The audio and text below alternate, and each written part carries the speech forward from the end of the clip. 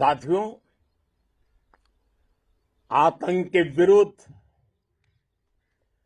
भारत की लक्ष्मण रेखा अब एकदम स्पष्ट है। अब फिर कोई टेरर अटैक हुआ तो भारत जवाब देगा, पक्का जवाब देगा।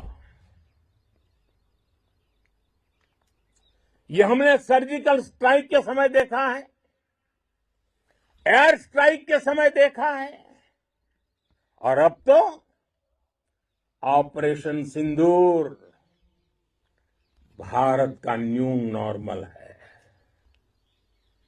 और जैसा मैंने कल भी कहा, भारत ने अब 3 सूत्र तय कर दिए हैं। पहला,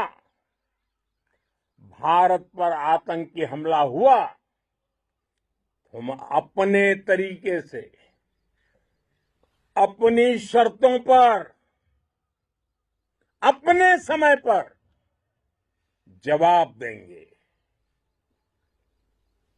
दूसरा,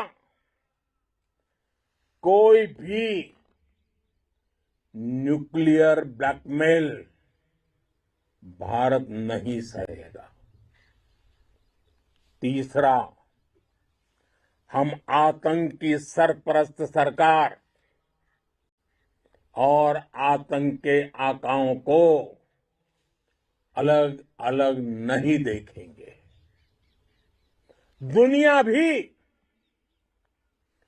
भारत के इस नए रूप को, इस नई व्यवस्था को समझते हुए ही आगे बढ़ रही है। भारत माता की! भारत माता की! साथियों, ऑपरेशन सिंदूर का एक एक क्षण भारत की सेनाओं के सामर्थ्य की गवाही देता है। इस दौरान हमारी सेनाओं का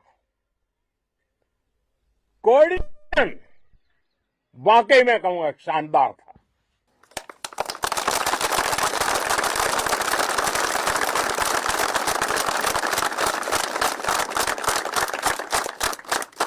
आर्मी हो, नेवी हो या एयरफोर्स, सबका तालमेल बहुत जबरदस्त था।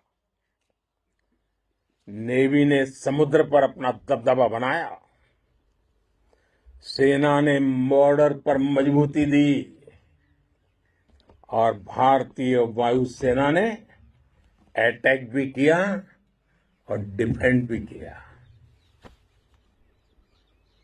बीएसएफ और दूसरे बलों ने भी अद्भुत क्षमताओं का प्रदर्शन किया है। Integrated air and land combat system ने शानदार काम किया है। और यही तो है जॉइंटनेस।